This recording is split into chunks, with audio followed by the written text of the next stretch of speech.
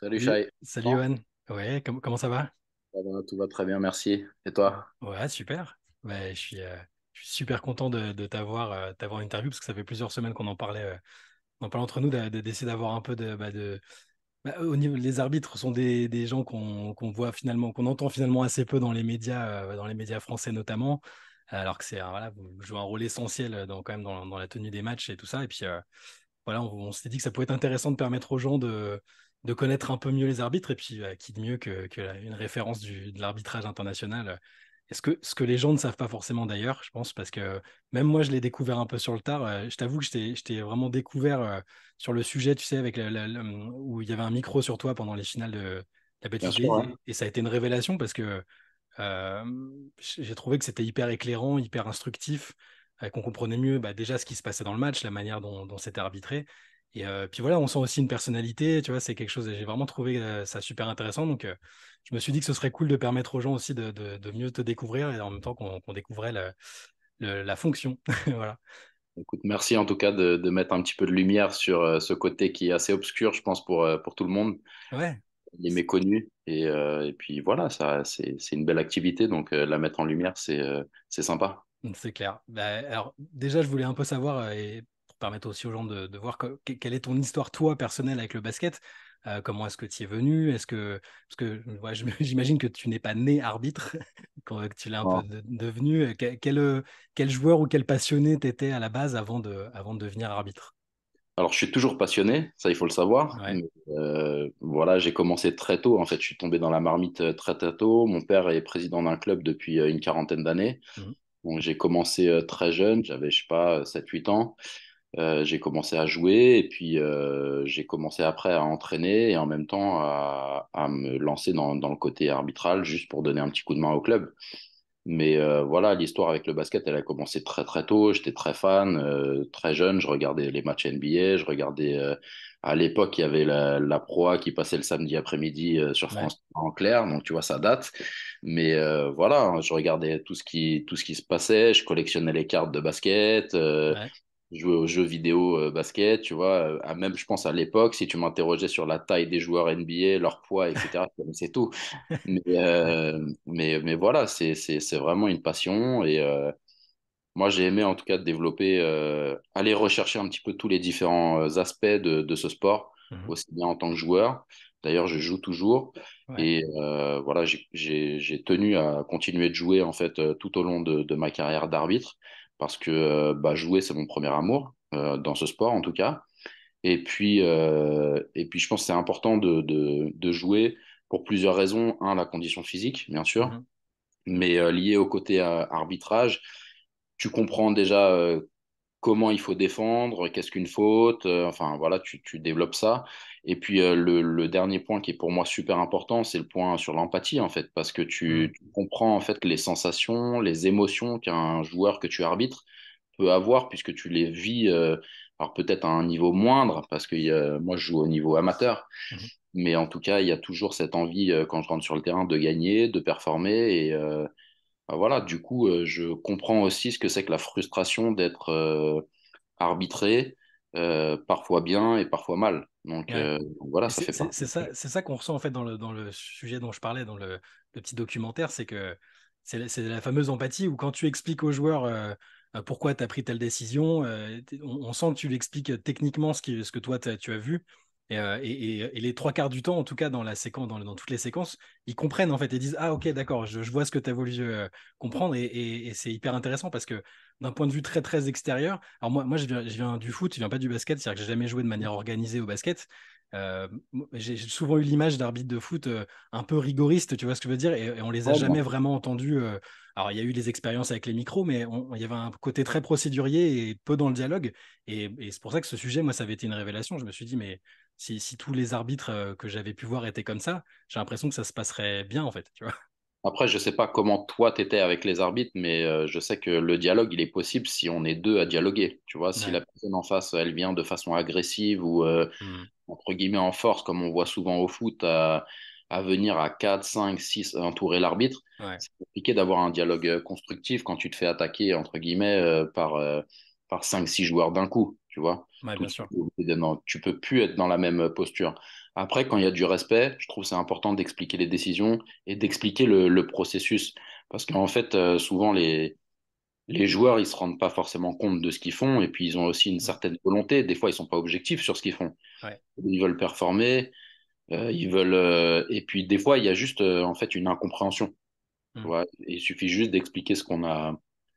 Moi, ma base de la communication, c'est d'expliquer mon cheminement, en fait, mon processus qui m'amène à la décision. Ouais. Et après, on est d'accord, on n'est pas d'accord, tu vois, on peut en débattre, c'est pas un problème, tant qu'il y a du respect. Mais voilà, l'idée, c'est d'expliquer comment j'en viens à cette décision, ce que j'ai repéré comme indice, de façon à ce que la personne elle puisse comprendre pourquoi j'ai sifflé et que c'est pas une décision juste parce que je t'aime ou je t'aime pas, parce que Ouais. c'est pas les choses qu'on prend en compte en fait. Ouais. Et alors, du coup, comment t'es passé à quel moment tu t'es dit, bon, arbitre, c'est vraiment bien, ça m'intéresse vraiment, je pense que je peux apporter quelque chose, et à quel moment tu t'es dit, j'aimerais bien en faire mon métier, jusqu'à bah, aujourd'hui, parce que du coup, là, je vais le dire pour les gens qui ne le savent pas, mais tu arbitres des finales de Coupe du Monde, de la Coupe d'Europe, t'as été si je dis pas de bêtises, t'as été en Summer League aussi, t'as été Ouais, arbitré aux exactement. États-Unis. Trois Voilà, fois, ouais. donc c'est quand même c'est le top niveau, c'est le top niveau possible. Quelles ont été les étapes un peu pour que tu deviennes arbitre et pour que tu accèdes aux différents niveaux? Au départ, tu penses pas à en faire un métier. Au départ, Mhm. j'ai commencé en rendant service à mon club, tu vois, à arbitrer les matchs le samedi après-midi ou le dimanche dans mon club. Euh, et puis au fur et à mesure, en fait, tu vois que ça se passe bien et t'es un petit peu challengé. Comme je suis compétiteur, bah, t'essayes de voir comment ça se passe pour aller au niveau supérieur. Et en fait, j'ai pris étape par étape. C'est-à-dire que quand j'étais en département, bah, on m'a proposé en fait de faire la formation région. Donc Mhm. j'ai fait la formation région, ça s'est bien passé, j'ai été en région. Et après, par contre, là, j'ai été un petit peu gratté un petit peu plus pour savoir comment ça se passait pour aller au-dessus. Et puis, bah, il y avait le championnat de France. Et il y avait à cette époque-là des stages de détection qui étaient un petit peu. Alors maintenant, c'est organisé différemment, mais à l'époque, c'était un peu la Starac, c'est-à-dire que tu avais 3 stages, un Ouais, stage par année.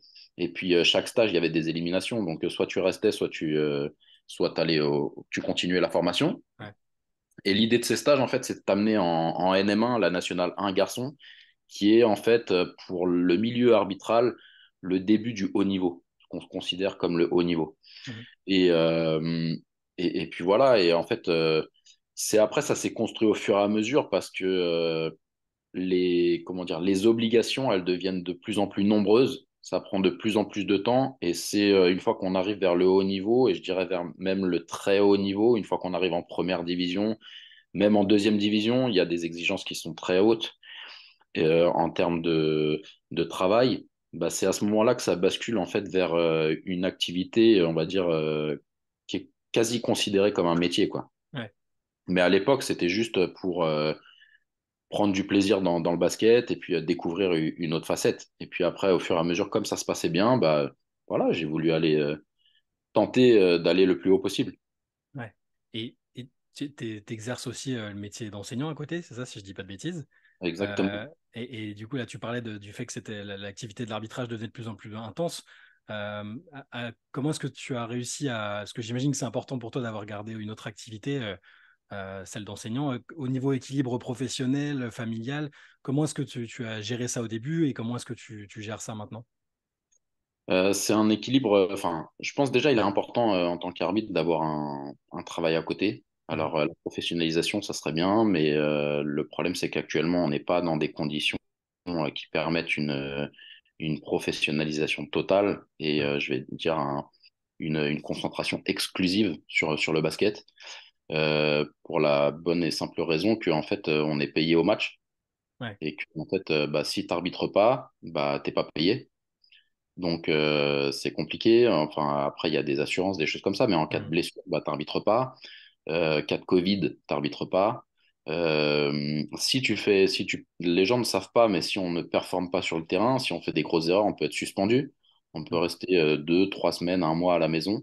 Et donc, ça Ouais, veut dire bah, être sans revenu à ce moment-là. ouais, Donc, déjà, pour l'équilibre, on va dire, financier, c'est important, on va dire, d'avoir un travail à côté. mhm. Il y a aussi toute la sécurité en termes de sécurité sociale, retraite, Ouais, qui est assurée par le fait d'avoir un travail à côté. Et bien sûr, il y a aussi l'équilibre mental, je dirais. de pouvoir aussi penser à autre chose, ne pas être exclusivement dans l'arbitrage, Mhm. quoique on l'est quasiment, mais parce que en fait, tu jongles en fait entre les deux activités.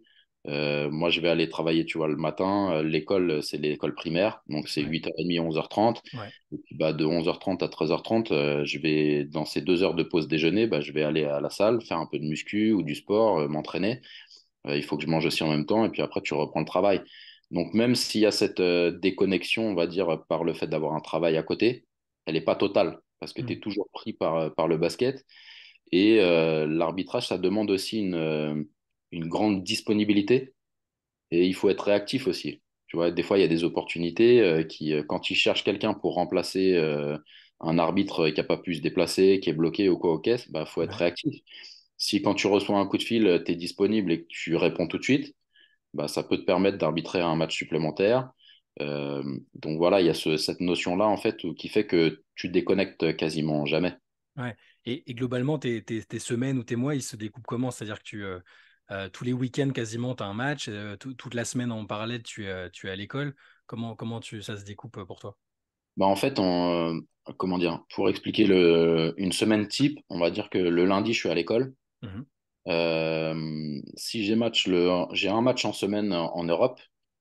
Donc le mardi, je travaille pas, le mercredi non plus, dû au fait que je suis à temps partiel dans l'éducation nationale. Ouais, Donc j'ai adapté un peu mon temps de travail pour pouvoir cumuler les deux, sinon c'est trop compliqué. Et en fait, donc j'ai un déplacement en Europe. Un match en Europe, il faut savoir qu'il faut arriver la veille et tu repars le lendemain matin ouais, pour s'assurer qu'il n'y ait pas de problème dans les avions, etc. et être sûr d'arriver au match. Et donc du coup, lundi au travail. Généralement, lundi soir, avion. Mardi, je suis en Europe quelque part. Le matin, bah, il y a petit-déj, préparation du match, parce qu'on prépare les matchs, on mhm. brief. On a aussi des scootings, des rapports aussi par rapport au scouting à envoyer. L'après-midi, sieste, le match le soir, et je rentre le lendemain. Après, si le match il est le mercredi, bah, t'arranges déjà ton emploi du temps avec l'école. Ouais, Et puis, il faut prendre les premiers avions pour revenir le plus vite possible et être à l'école le plus rapidement possible. Tu travailles jeudi, vendredi, et ouais, derrière, samedi, bah, t'enchaînes en Betclic Elite ou alors les dimanches. ouais, Et puis voilà, et puis tu rentres le dimanche matin le plus vite possible pour aller jouer un petit match avec les potes si c'est possible. ouais, Et puis, bah voilà, et puis bah, en fait, tu grattes un peu de temps, on va dire, sur le sommeil, mhm. tu grattes un peu de temps sur la vie familiale aussi. Ouais, Mais j'ai la chance d'avoir une compagne en or qui comprend parce qu'elle aussi, elle était arbitre, donc elle me facilite beaucoup la tâche. mhm. Et puis bah, dans tout ça, il faut aussi donner un petit peu de temps à un petit garçon qui a 2 ans Ouais, et qui demande son papa de temps en temps, quoi. ouais, Voilà, donc mais en oui, c'est vrai, c'est gros, intense, hein, on se rend pas forcément compte, mais tu vois, d'un point de vue encore une fois très extérieur, sans se poser de questions, on se dit, bon, bah, ils ont un match dans la semaine, probablement peut-être des réunions à côté, mais on n'imagine même pas forcément que les arbitres ont un autre métier, un autre métier à côté, quoi. Rien que ça, déjà, puis après les déplacements que ça implique. Mais je note qu'il y a une fibre un peu commune entre l'enseignement, l'arbitrage. Est-ce qu'il y a quelque chose que tu retrouves qui a fait que tu es aussi allé vers l'enseignement, quelque chose de cet ordre-là, peut-être? après, c'est quelque chose que j'avais en moi, on va dire l'enseignement, l'éducation, Ouais. transmettre, être au service des autres. Mhm. C'est quelque chose qui est dans ma personnalité. Ouais. J'aime transmettre, j'aime, tu vois, être au contact des enfants. Euh, Parce que voilà, c'est un beau métier, tu vois, d'éduquer, d'être là pour rendre service aux gens, tu vois, mais aussi leur apprendre des choses. Dans l'éducation nationale, on est plus dans le fait d'apprendre, enfin, Mhm. de transmettre des connaissances et des compétences. Mais dans le basket, c'est un peu pareil. Tu es là au Ouais. service des autres pour leur permettre de jouer dans les règles et de leur expliquer ce qu'ils ont le droit et pas le droit. Ouais. On n'est pas des gendarmes, on est là pour, en fait, on est au service des gens, en fait. On est au Mhm. service du jeu. Et le but du jeu pour nous, bah, il faut le savoir, c'est de prendre les meilleures décisions pour que les joueurs ils puissent jouer dans le meilleur contexte possible. Ouais. Et enfin, pour revenir sur l'activité en elle-même, pour arriver jusqu'au plus haut niveau mondial, parce qu'encore une fois, tu arbitres à très très très haut niveau. euh, est-ce qu'il y a eu une bascule à un moment où il y a un truc particulier selon toi à faire pour basculer de entre guillemets simple arbitre de Betclic, ce qui est déjà voilà, c'est déjà du top niveau, pour aller jusqu'à arbitrer des Coupes du Monde entières, où du coup, j'imagine que forcément, tu pars de chez toi pendant une période assez longue. Enfin, j'imagine qu'il y a des sacrifices un peu à faire pour passer vraiment au top niveau finalement.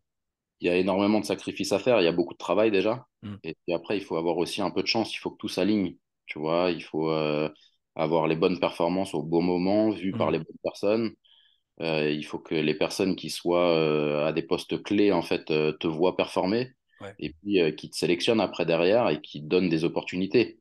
Et maintenant, quand les opportunités, elles arrivent, il faut être prêt, en fait. Et ça, Mm. c'est tout le travail que tu as fait en amont. T'as pas, moi, j'ai pas forcément attendu qu'on m'appelle pour travailler, Ouais. de façon à être prêt, en fait, au moment où le coup de fil allait arriver.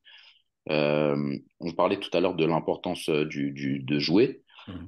à condition physique. Bah, j'ai un exemple en 2000, je crois que c'était 2017 ou 2016, je crois. Il y avait un TQO, donc un tournoi qualificatif pour les femmes à Nantes. Mm.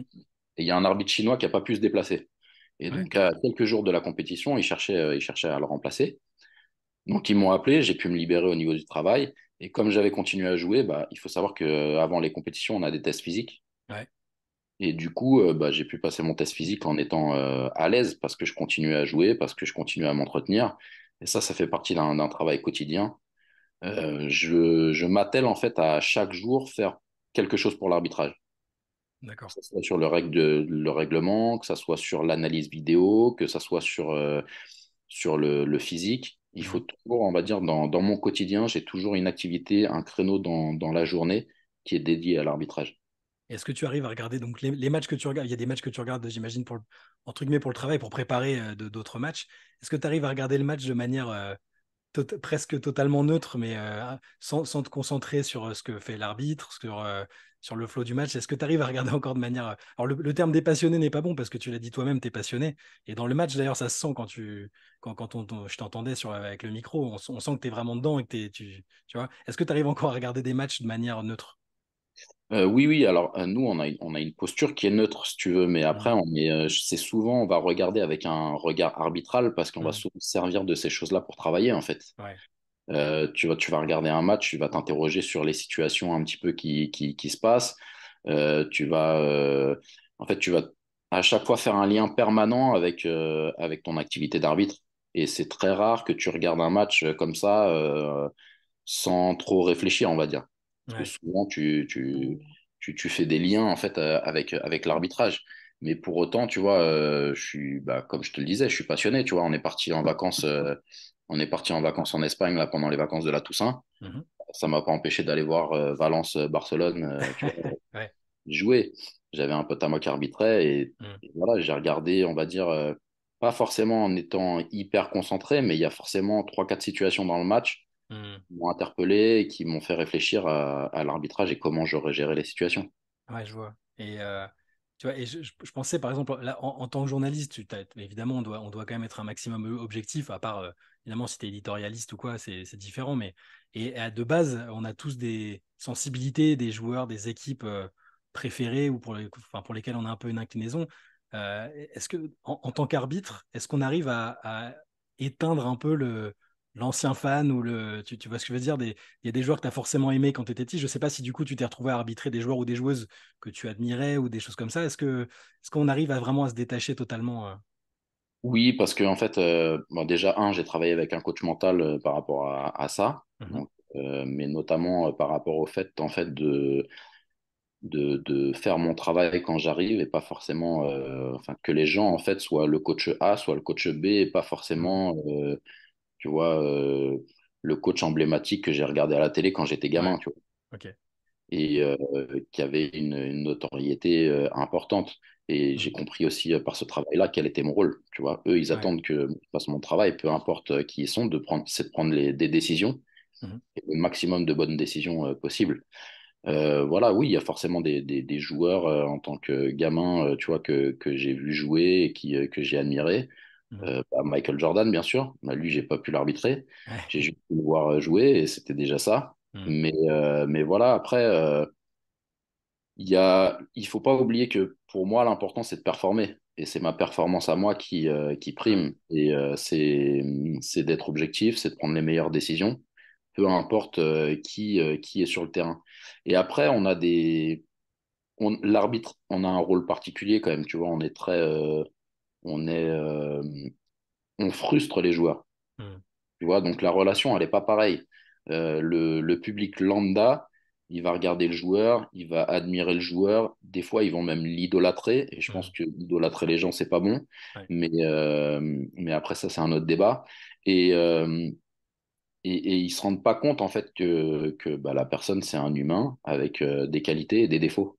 Par ouais, contre, j'ai beaucoup de respect et sur les performances que les joueurs peuvent faire. J'ai du respect aussi pour les humains, mais j'ai plus ce côté-là en fait où j'étais gamin et j'idolâtrais ouais. les gens. Tu vois, je regardais Michael Jordan, Charles Barkley, Larry Bird, tu vois, avec des gros yeux Hmm. et maintenant c'est différent. Maintenant, j'aurais beaucoup de respect si je les voyais, Ouais, mais il n'y a plus ce côté idolâtré, admiration. Voilà. ouais, je vois. Et il y a des joueurs, des équipes, des salles qui sont particulières, forcément, en termes d'intensité pour certains joueurs, qui sont parfois réputés pour être plus compliqués à arbitrer parce qu'ils parlent beaucoup, qu'ils contestent beaucoup, qui sont parfois dans cette approche peut-être agressive dont tu parlais tout à l'heure, qui viennent rapidement vers toi. Euh, tu disais que tu te préparais pour les matchs. Comment est-ce qu'on se prépare quand on sait qu'on va arbitrer tel joueur, telle équipe, qu'on va dans telle salle où on sait que le public peut mettre une pression? Tu parlais peut-être de alors, le coach mental, j'imagine que ça peut peut-être pu te servir à un moment et peut-être encore aujourd'hui. Comment est-ce qu'on se prépare pour tout ça? Bah, il faut savoir que déjà avant les matchs, on scoute, c'est-à-dire qu'on regarde des vidéos des Hmm. équipes, l'équipe A, l'équipe B, et bien sûr, on prend en compte l'environnement.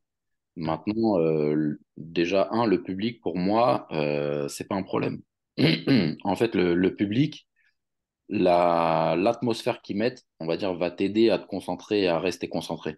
C'est plus difficile, je dirais, pour moi, d'arbitrer dans une salle vide que Mhm. d'arbitrer dans une salle où il y a une énorme ambiance, tu vois. Ok. Et après, j'ai totalement intégré que le public, il n'a pas le même objectif que moi. Le public, il a l'objectif de pousser son équipe, Hmm. d'essayer de nous influencer. Et c'est un jeu, tu vois, et des fois, ça me fait rigoler. Ouais. Mais voilà, c'est pas quelque chose qui, pour moi, m'impacte, on va dire. Et puis après, bah, quand tu reconnais qu'il y a des équipes qui sont très émotionnelles ou leur tactique, c'est une tactique des fois organisée de venir, de mettre la pression de façon répétée avec des acteurs différents. Hmm. Bah ça, il faut le savoir. Ouais. Et la meilleure réponse, en fait, c'est d'arbitrer avec les bonnes décisions. Si tu prends les bonnes décisions, derrière, tu es en position de force pour pouvoir marquer les limites en termes de comportement. Ouais. Là où ça devient compliqué, c'est quand les décisions, elles sont pas terribles. Quand tu commets des erreurs, etc., et que derrière, il y a des réactions, Hmm. c'est là où tu te retrouves un petit peu en porte-à-faux parce que tu sais que tout de suite, quand tu mets un coup de sifflet, de toute façon, tu sais quasiment dans la seconde si c'était une bonne décision ou si c'était une mauvaise. Quasiment tout de suite, tu sais à peu près, tu as un feeling, tu vois, Hmm. Maintenant, on n'a pas beaucoup de temps pour décider, donc bah, Ouais. il faut prendre des décisions, mais tout de suite, tu sais. Et tu sais que quand t'as pris une décision qui est un peu, qui est pas la meilleure possible, généralement, tu attends un petit peu pour, t'essayes de gérer la situation, on va dire, de façon humaine. Mhm. Des fois, moi, ça m'est arrivé de m'excuser, tu vois, auprès d'un joueur, Ouais. de dire, bah voilà, c'est pas le meilleur coup de sifflet de la soirée. Une fois même, j'avais fait un match horrible. Et il y a un joueur qui vient me voir, je lui dis, écoute, franchement, si aujourd'hui je pouvais, j'aurais demandé mon remplacement et je serais sorti. Ah ouais. Hmm. Voilà. Et du coup, après ce soir-là, quand j'ai compris que j'étais pas dans mon match, j'ai laissé mes deux collègues prendre un peu plus de responsabilité. Et moi, je suis resté un petit peu plus en retrait, tu vois. Ouais. Mais ça, c'est bien fini. Ça, c'est bien fini. Mais voilà, on est des humains. L'erreur, en fait, elle fait partie de notre activité. Ça, il faut l'accepter, je pense. Ouais. Le truc, c'est que les autres ne l'acceptent pas pour nous. On est toujours sous pression de la performance idéale et parfaite. Hmm. Et, sauf qu'en fait, elle n'existe pas. Ou alors très rarement. En fait, le basket, c'est un sport d'erreur. Je lisais encore, je sais plus, il y a un coach ou un joueur qui disait c'est un sport d'erreur. Effectivement, les joueurs cherchent à réduire le nombre de pertes de balles. Mhm. Ils cherchent à réduire les paniers ratés. Mhm. Et ben nous, c'est pareil, en fait. On essaye de réduire le plus possible nos erreurs et d'avoir le plus de décisions de qualité dans la Ouais. rencontre. Tu vois. Sauf que un joueur qui rate le dernier tir du match, bah, on va lui dire bah, c'est pas grave, on va se concentrer sur le prochain match. Mhm. À un arbitre, bah, tout de suite, c'est Ouais. ces explosions déferlantes de haine et de commentaires voilà. Après, c'est normal, c'est aussi notre, enfin, c'est normal. Non, je pense pas que ça soit normal, Non. mais c'est notre activité. Et je pense que c'est la méconnaissance aussi de l'être humain et comment dire, du travail qu'il y a dans cette activité, Hmm. qui fait que les gens se lâchent un peu plus facilement. Ouais, probablement, ouais. Et est-ce que et justement, tu as des souvenirs comme ça de situations qui ont après été compliquées à gérer pour toi, que ce soit sur l'instant, parce que bah, c'était compliqué, que ce soit parce que tu étais dans une soirée compliquée ou parce que bah, l'atmosphère du match était vraiment trop compliquée à gérer et où derrière bah, ça a eu des conséquences avec des déclarations de coach, ouais, et puis après, moi, aujourd'hui, et que j'imagine qu'aussi que tu t'informes peut-être. Est-ce que tu regardes par exemple ce que disent les gens de tes performances après, même s'il y a forcément un retour sur ce que tu as fait de la part des instances, voilà, est-ce que tu as des situations comme ça qui t'ont marqué particulièrement? Il y a eu une situation il y a quelques années en play-off où un coach m'avait traité de peintre, tu Ok, vois. ouais. Voilà, j'étais un jeune arbitre potentiel qui arrivait dans la division. J'étais en train de travailler. J'ai pris une Hmm, décision qui a impacté, on va dire, euh, qui était importante, on va dire, pour la rencontre. J'ai pas impacté le résultat final, mais ça a hmm, changé la dynamique un petit peu de la rencontre. Bien que le coach, il ait eu encore 3-4 minutes derrière pour gagner son match.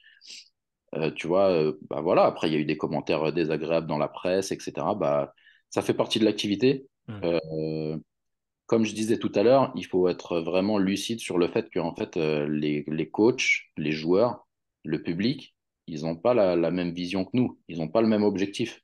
Eux, ils hmm, veulent que leur équipe gagne et ils analysent les situations avec une certaine envie. hmm.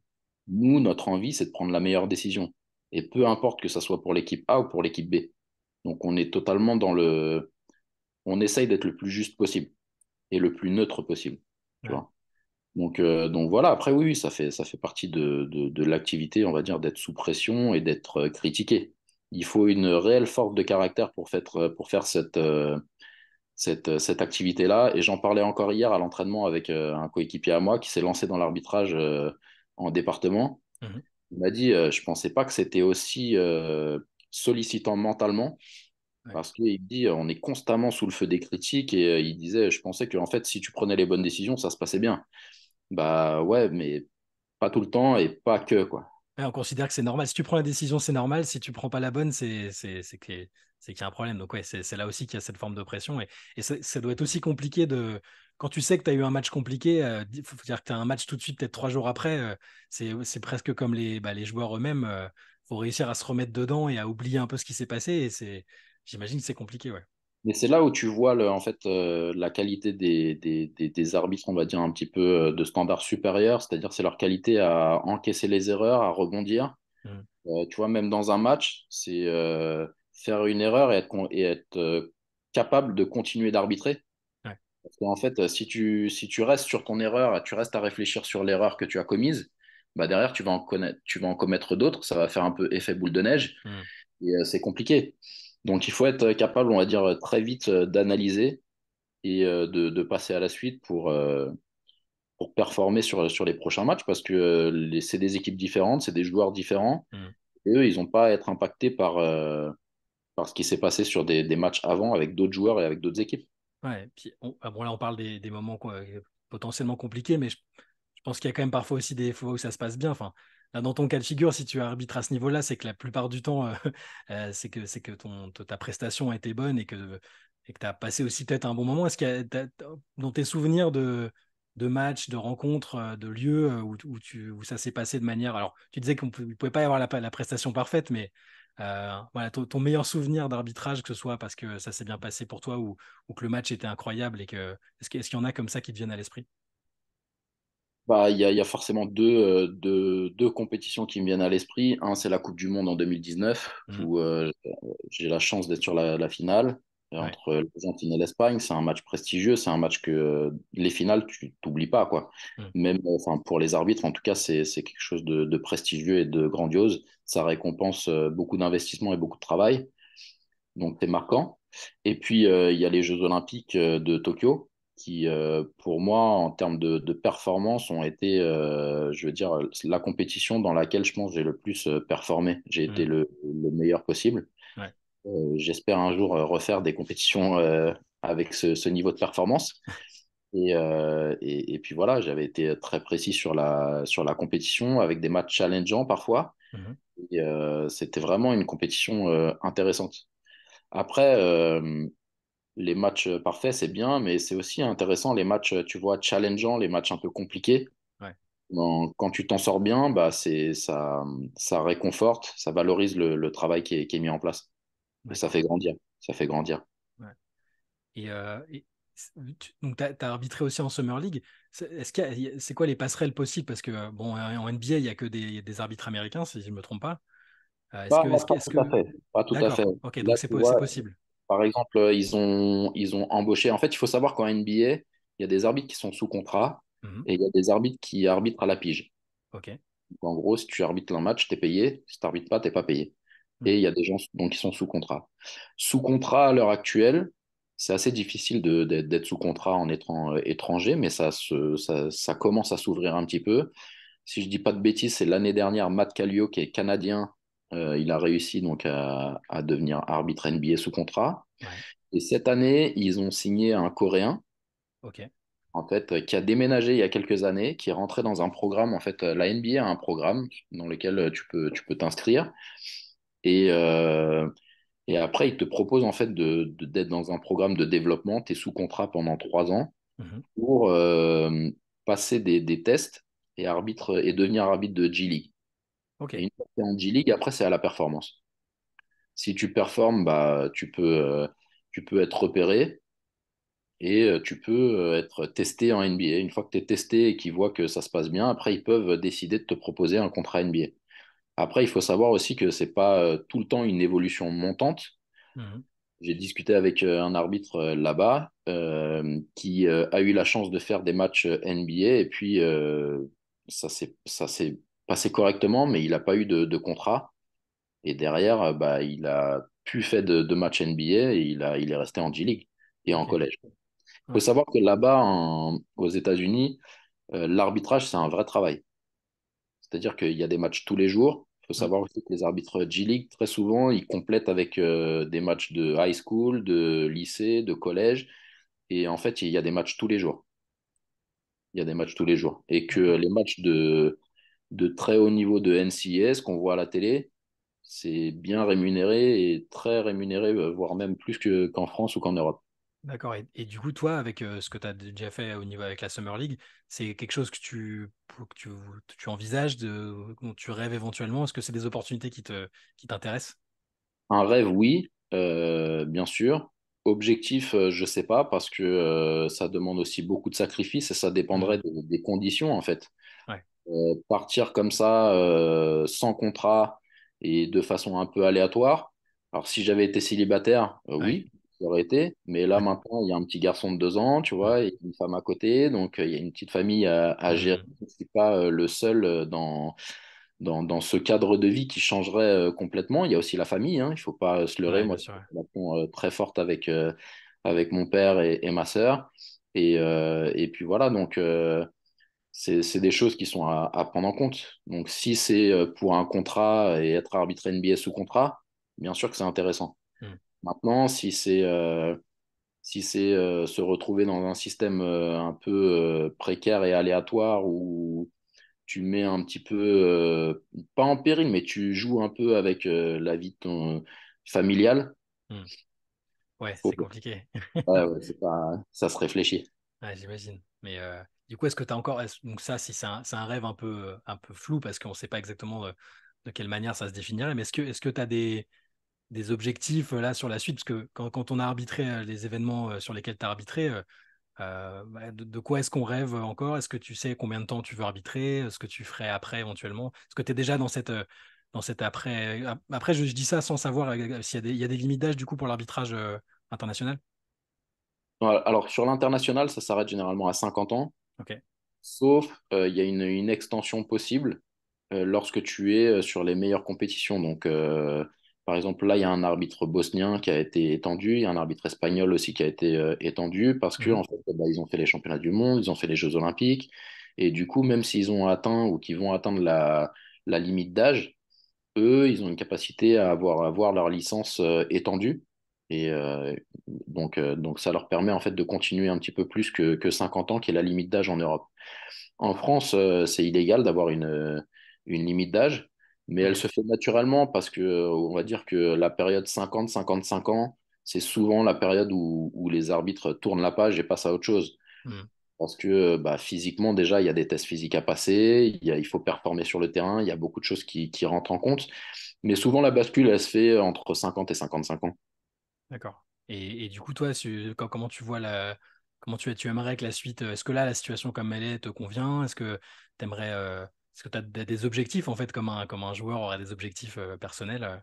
Ouais, totalement. Alors, j'ai déjà, on va dire, atteint plus que atteint mes objectifs, puisque quand j'ai commencé l'arbitrage, en fait, je me voyais pas à ce niveau-là. Je Hmm. m'étais dit que si j'arbitrais en National 2, tu vois, à la fin de ma carrière, ça serait bien. Donc, j'ai largement dépassé tout ça. Ouais. Pour autant, je suis compétiteur et à chaque fois que je rentre, tu vois, dans un tournoi, j'ai l'envie en fait de performer le plus possible pour atteindre la finale. Mhm. Maintenant, pour atteindre les finales, il faut que beaucoup de paramètres s'alignent. C'est une chose qui est vraiment pas facile à atteindre. Et voilà, le rêve ultime, je dirais, bah, c'est une finale des Jeux Olympiques. Hmm. Mais avant de viser une finale, il faut pouvoir y participer, il faut y être sélectionné. Donc, ouais, les Jeux Olympiques, championnat du monde à nouveau. J'aimerais bien faire une finale de Coupe d'Europe, de championnat d'Europe des nations aussi. Ouais. Voilà, c'est des objectifs que j'ai en tête. Et je sais que c'est difficile à atteindre, mais que en gros, chaque match, chaque carton, chaque possession est une marche vers ces objectifs. Et l'idée, c'est de performer le plus possible pour être éligible en fait après derrière. Ouais. Après, il y a des choses qu'on ne maîtrise pas. Tu vois, il y a la performance des collègues, il y a les équipes qui sont engagées, il y a plein de choses qui influent, qui sont des paramètres qu'on maîtrise pas, quoi. Ouais, bah oui, c'est vrai que en y pensant, forcément, si au prochain JO, l'équipe de France est en finale, c'est Bah, je forcément leur ça. souhaite. Je Voilà, leur oui. souhaite. Ils auront un fort potentiel. Hmm. J'espère que Victor sera présent pour l'équipe de France. Et voilà, il y aura une forte concurrence, Hmm. mais je leur souhaite. C'est toujours grandiose, tu vois, pour notre sport que l'équipe de France performe. Ouais.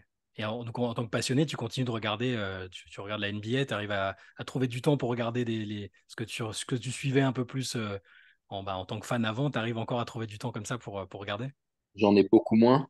Hmm. J'en ai beaucoup moins, donc je regarde beaucoup moins qu'avant. Avant, je regardais tout ce qui se passe. Bon, en même Ouais, temps, à l'époque, il y avait beaucoup moins de matchs à la ouais, télé que ce qu'il y a maintenant. Maintenant, si tu veux voir tous les matchs, tu peux les voir tous. ouais.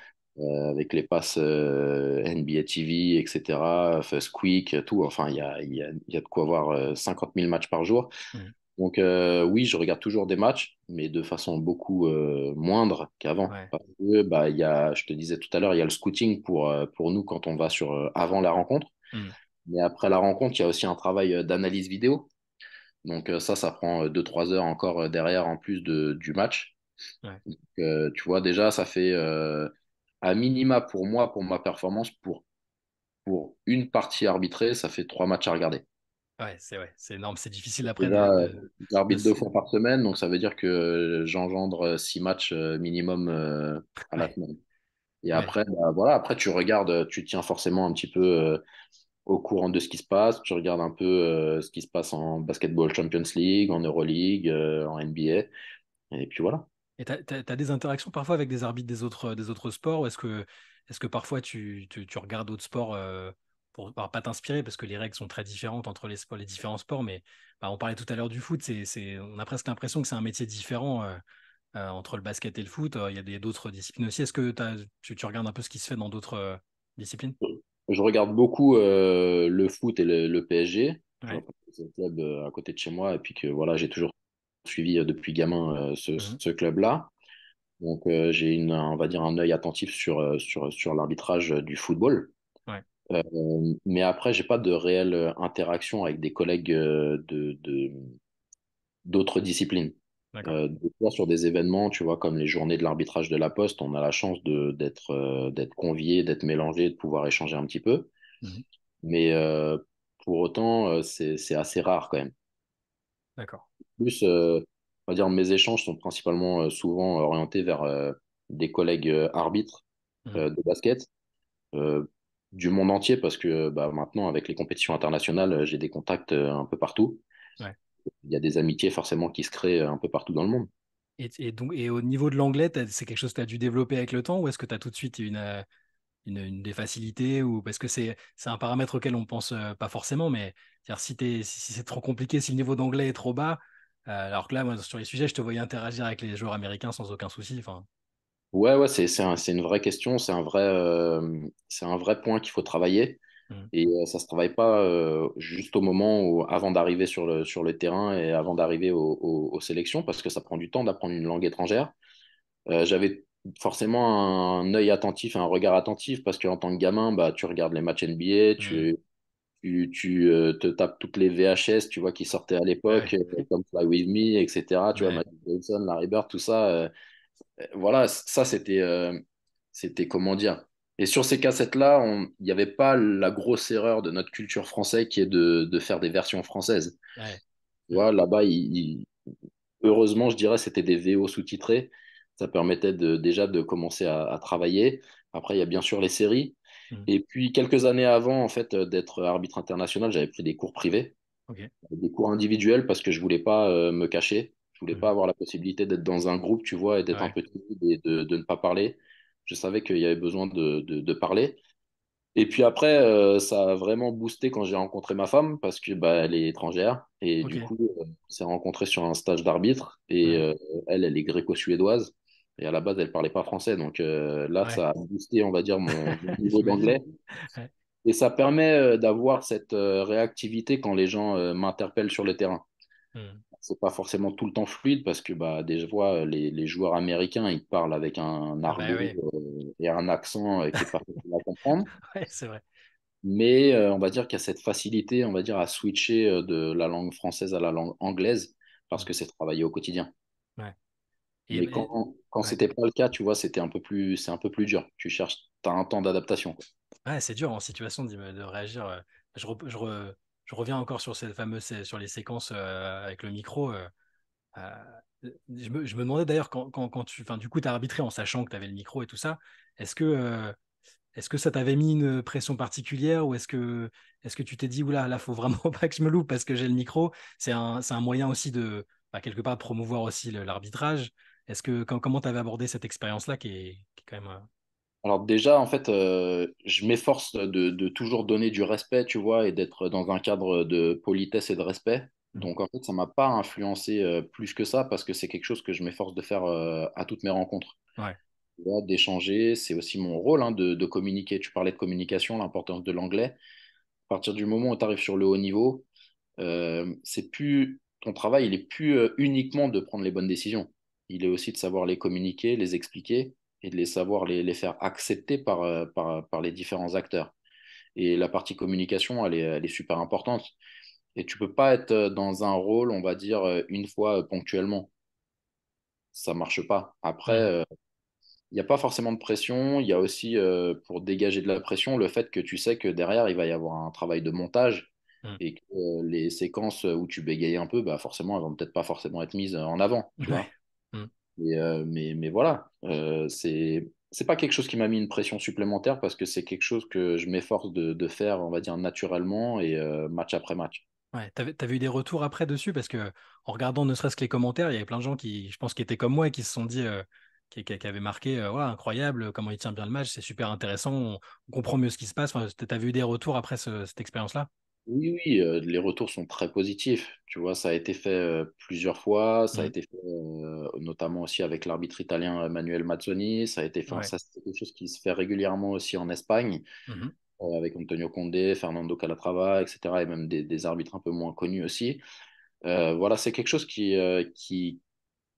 comment dire, qui permet au public de comprendre et d'avoir une vision un peu plus juste de l'intérieur et de comment se passe notre activité et notre rôle sur le terrain.